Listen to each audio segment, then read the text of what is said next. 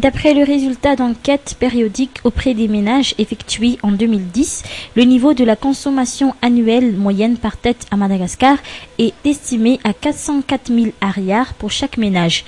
La part relative de l'alimentation dans la consommation totale du ménage est de 65%. Chez les ménages les plus pauvres, elle est de 76% contre 65% chez les ménages plus riches.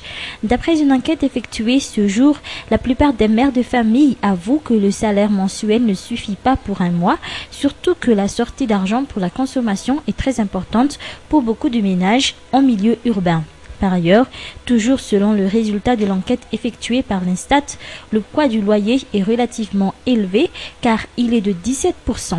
Ainsi, pour beaucoup de ménages installés en milieu urbain, à part les dépenses assez élevées pour la consommation, s'ajoutent à cela les dépenses non alimentaires comme le loyer et les valeurs locatives des biens durables qui sont très élevées et pèsent lourdement dans le panier de consommation des ménages.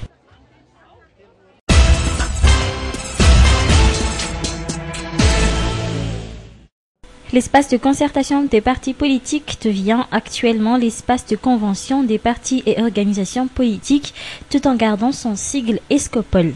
D'autres changements ont été également apportés, entre autres la mise en place d'une direction collégiale, puis l'élaboration d'une charte de confiance, d'éthique et de qualité, et l'identité visuelle de cette plateforme de discussion qui fut présentée officiellement cet après-midi. D'après les explications apportées par les membres de la direction collégiale de l'ESCOPOL, la crise interne qui a quelque peu terni l'image de cet espace et en même temps celle des partis politiques a conduit à ces divers changements. Dans la même foulée, les participants à cet espace de concertation visent beaucoup plus loin. Ils envisagent d'instaurer à Madagascar une nouvelle manière de faire de la politique. Un objectif qui devra commencer au sein même de l'ESCOPOL. Cependant, le tout nouveau ESCOPOL ne s'éloigne pas de son objectif premier, qui n'est autre que la recherche d'une solution à la crise actuelle. Ainsi, les travaux continuent pour l'ESCOPOL, qui a d'ores et déjà accepté d'être partie prenante à la nouvelle feuille de route avancée par la SADC. D'ailleurs, l'esprit même de cette proposition cadre avec la position de l'ESCOPOL, celle de l'application de l'approche partie et laisser de côté les mouvances dans toute négociation, ce pour garantir l'inclusivité de tout processus qui devra se faire comme le revendique la communauté internationale.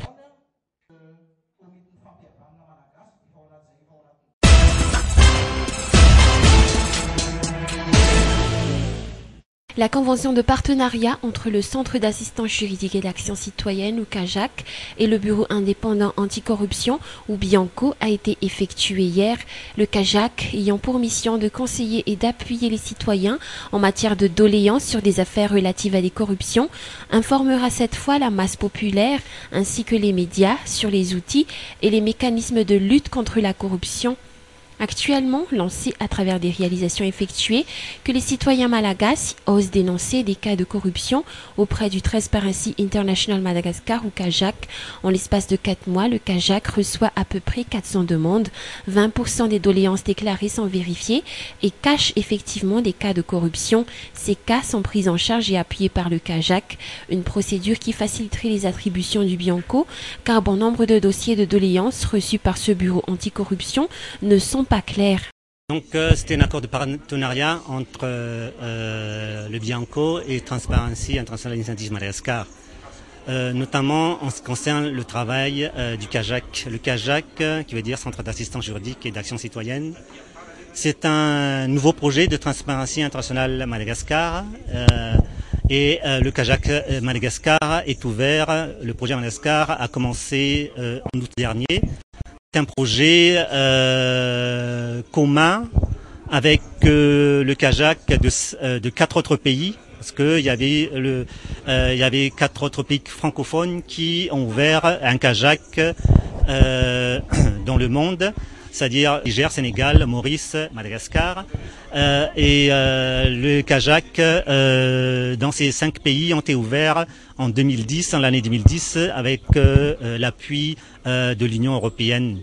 Donc le CAJAC reçoit les plaintes, les personnes qui ont vu ou qui ont été victimes d'actes de corruption. Alors ce que les CAJAC fait, c'est de les donner des conseils juridiques, de l'assistance juridique, des conseils juridiques. Et en cas de corruption, où ils ont à formuler des plaintes, le CAJAC les aide à structurer cette plainte pour que, une fois que ces plaintes soient soumises au déposé auprès des autorités compétentes, et dans le cas échéant de corruption, c'est le Bianco, ces plaintes soient recevables. Et justement, la convention d'aujourd'hui entre Transparency International Madagascar et son projet CAJAC et le Bianco, c'est un convention de partenariat pour que donc le CAJAC reçoive ces plaintes et fasse les enquêtes, parce que c'est eux qui ont le pouvoir et l'autorité pour faire les plaintes. Nous ne pouvons pas les faire, nous pouvons faire que l'assistance juridique. Et ensuite, pour que nous puissions aussi par la suite faire un suivi des plaintes qui ont été déposées. Le service fourni par le CAJAC est gratuit tant au niveau de l'élaboration de la doléance qu'au niveau des conseils octroyés. Tous les citoyens, sans distinction, victimes de corruption ou témoins d'actes de corruption, peuvent venir auprès de ce centre et obtenir des aides et un appui.